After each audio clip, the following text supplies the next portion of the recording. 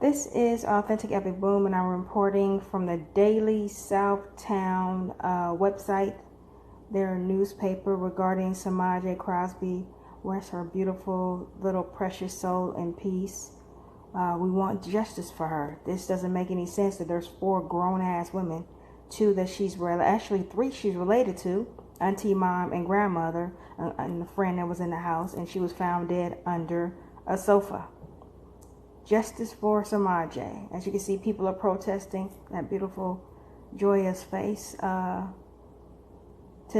Anderson holds a sign honoring the life of Semaj Crosby as the Justice of Semaj Action Group holds a press conference seeking answers in the death of the 1-year-old girl on September 7, 2017. The press conference was held in front of the Will County Court Office in Joliet. Okay, this is Ashley Thomas, a first cousin of Sherry Gordon, speaking following a press conference with the Justice for Semaj Action Group in front of the Will County Courthouse in Joliet on September 7. Gordon is the mother of Semaj Crosby.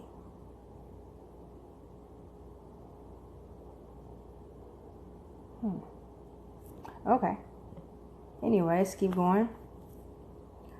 Tara Sanders, a first cousin of Sherry Gordon, speaks at a press conference in which supporters were seeking answers in the death of Semaj Crosby on September 7, 2017.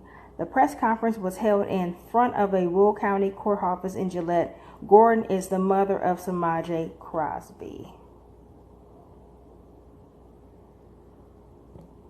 I can just ignore that part. Slideshow. Let me see. Children wear t-shirts, Semaj t-shirts, as they ride up to a press conference held by the Justice of Semaj Action Group in front of the Will County Courthouse in Joliet, September 7th. The Justice of Semaj Action Group rallied briefly after a press conference seeking answers in the death of Semaj Crosby.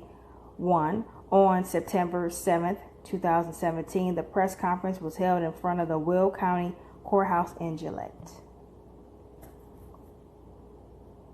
Tara Sanders, a first cousin of Sherry Gordon, wears a sweater honoring Semaj following a press conference seeking answers in the death of the child on September 7, 2017. The press conference was held in front of the Will County Courthouse in Gillette. Gordon is the mother of Semaj Crosby. Am I going to even try to pronounce this?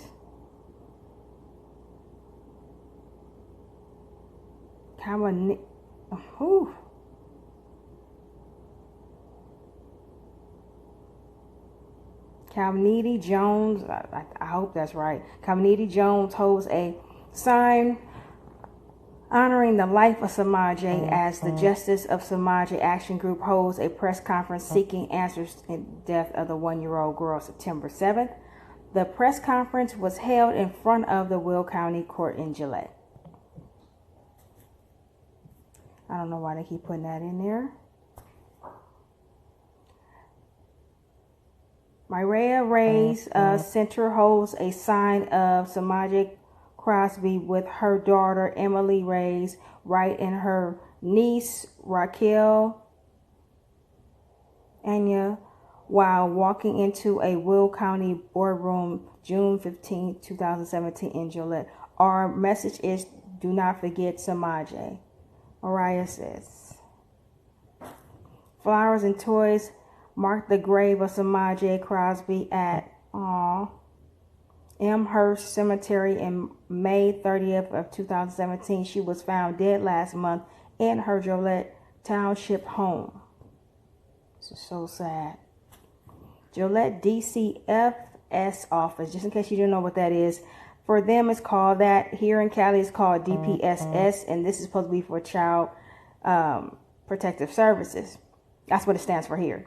A woman walks into the Department of Children and Family Services office in Joliet in May 30th, 2017, and they be dropping the ball all over the place. I don't care where you live, they drop the ball. This is what I really wanted to go to. I think it's interesting and how convenient for them. The house burns down with probably so much evidence and everything in between. House fire.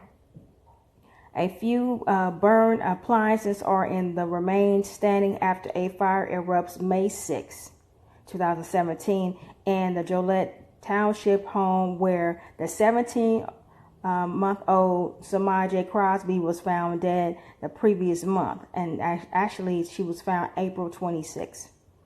So that's convenient for them, right? People, something else.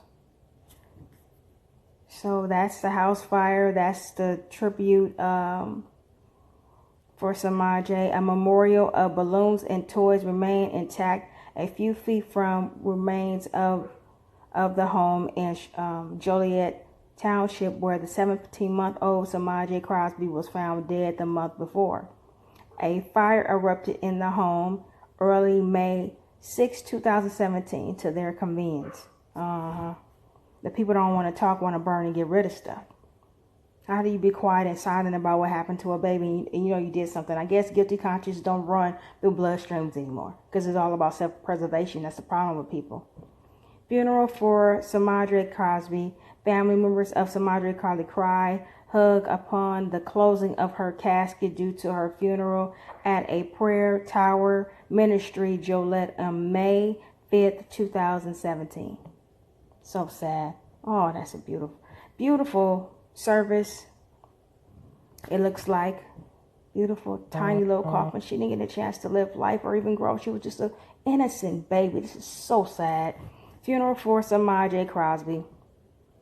If I can record it, I will put it up, guys, just to let you know. The casket of Semaj during her funeral at a prayer tower ministry in Joliet, May 5th, 2017. Funeral for Semaj Crosby. The casket containing the body of a 17-month-old Semaj Crosby is brought into the prayer tower ministry in Joliet, May 5th, 2017. The toddler was found dead in her home last month. So sad. This is heart-wrenching. Good Lord.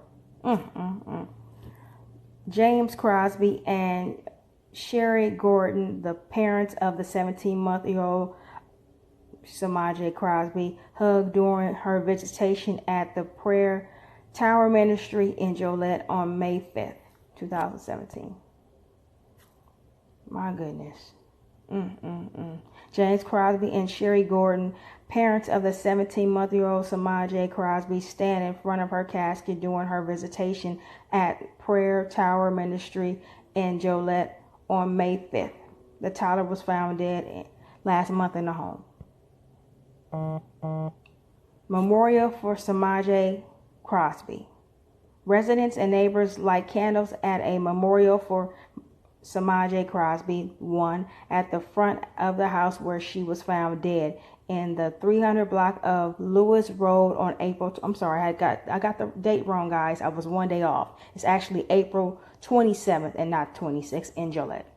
Semaj was reported missing Tuesday and was found dead inside the home about midnight Thursday. Wow, that's crazy.